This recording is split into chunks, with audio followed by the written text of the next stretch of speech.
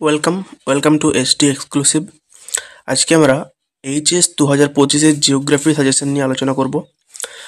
Geography সাজেশনে কোনগুলো important সেগুলি আমরা বলে দেব, ঠিক আছে? তো আজকের এই প্রথম পার্টে আমরা প্রাকৃতিক ভূগোলে যতগুলো ইম্পর্ট্যান্ট প্রশ্ন রয়েছে সেগুলি বলে দেবো। তারপর নেক্সট পার্টে, যেটা আজকে পোস্ট করা হবে, নেক্সট পার্টে আমরা অর্থনৈতিক ভূগোলের সম্বন্ধে বলে দেবো। তাহলে দুটো পার্ট হবে, ফার্স্ট পার্ট, সেকেন্ড পার্ট। তোমরা দুটো পার্টে দেখো এবং প্রশ্নগুলো ভালো করে রেডি করো। এছাড়াও একটা গুরুত্বপূর্ণ কথা বলে দিই, তোমাদের ভূগোল পরীক্ষার আগে রয়েছে রাষ্ট্রবিজ্ঞান পরীক্ষা। যারা আমাদের চ্যানেলে রাষ্ট্রবিজ্ঞান পরীক্ষার সাজেশনগুলো এখন দেখোনি তারা অবশ্যই গিয়ে দেখে নাও, কারণ রাষ্ট্রবিজ্ঞানে তোমাদের 8 নম্বরের প্রশ্ন থাকে 5টা। সেক্ষেত্রে সেখানে আমরা আমাদের ভিডিওতে মোট 6টা বা 7টা প্রশ্ন দিয়েছি, ওখান থেকে তোমরা 5টা অবশ্যই হুবহু কমন পেয়ে যাবে। তাই যারা দেখোনি এখনই গিয়ে দেখো না, আমাদের চ্যানেলে পেয়ে যাবে, রাইট? চলো শুরু করি আজকের ক্লাসটি। আমরা প্রথমে আলোচনা করছি শুধু প্রাকৃতিক ভূগোল নিয়ে ফার্স্ট পার্টে। সেকেন্ড পার্টটি আজকে পোস্ট করে দেওয়া হবে আজকের মধ্যে, ওটাতে অর্থনৈতিক ভূগোল নিয়ে থাকবে। এখানে যে প্রশ্নগুলো 3, 4, 5টা করে স্টার দেওয়া আছে সেগুলো খুব গুরুত্বপূর্ণ। তোমরা সেগুলি ভালো করে মুখস্থ করবে, যারা এখনো পুরোটা করতে পারোনি, আর যারা করেছো তারা বাকিগুলো মুখস্থ করবে। প্রথম চ্যাপ্টার ভূমিরূপ গঠনকারী প্রক্রিয়া। এখানে গুরুত্বপূর্ণ প্রশ্ন কি, সমুদ্র তরঙ্গের ক্ষয়জাত ভূমিরূপগুলি চিত্রসহ বর্ণনা করো।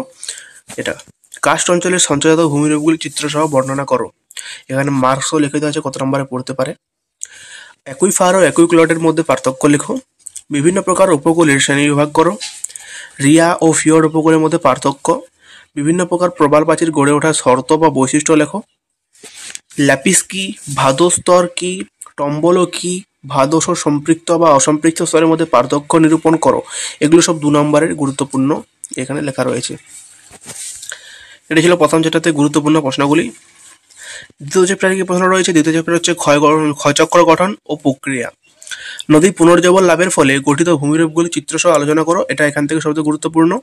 ক্ষয়চক্রের ব্যাঘাত বলতে কি বোঝায়, এটা গুরুত্বপূর্ণ। স্থিতিশীল পুনর্জীবন লাভ বলতে কি বোঝো, নিক পয়েন্ট সৃষ্টির কারণ কি, এবং ইনসেলবার্গ ও মরাডোনাকে পার্থক্য লেখো। এর পাশাপাশি তোমরা উইলিয়াম মরিস ডেভিসের যে ইয়েটা রয়েছে, থিওরিটা রয়েছে, সেটাও তোমরা দেখে নেবে। থার্ড চ্যাপ্টার জলনির্গম প্রণালী। চিত্রসহ বিভিন্ন প্রকার জলনির্গম প্রণালী ব্যাখ্যা করো। এটা এখান থেকে সবচেয়ে গুরুত্বপূর্ণ প্রশ্ন। জলনির্গম প্রণালীর নিয়ন্ত্রকগুলি কি কি, এটাও এখানে গুরুত্বপূর্ণ প্রশ্ন।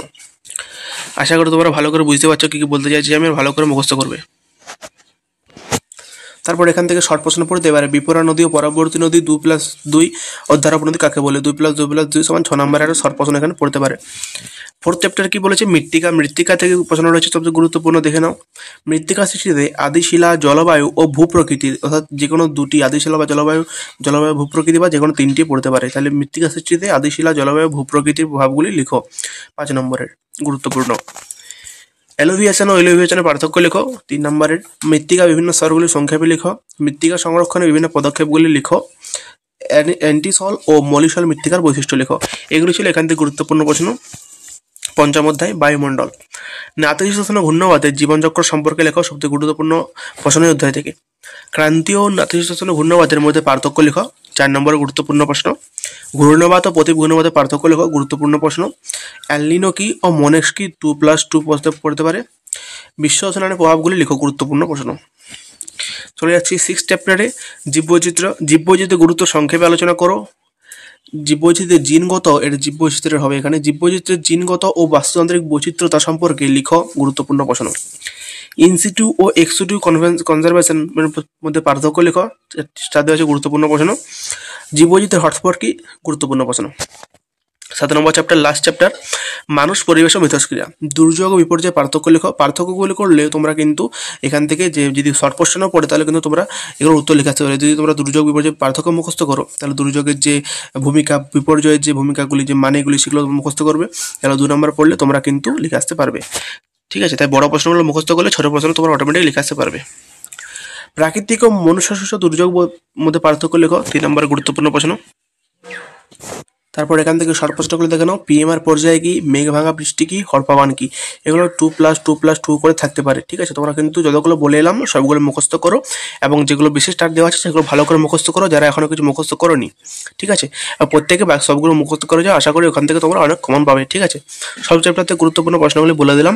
এবার আমরা অর্থনীতি ভূগোল নিয়ে আলোচনা করবো। নেক্সট পার্টটি কিছুক্ষণের মধ্যে তোমাদের আপলোড করা হবে, তোমরা প্রত্যেকে দেখে নিও।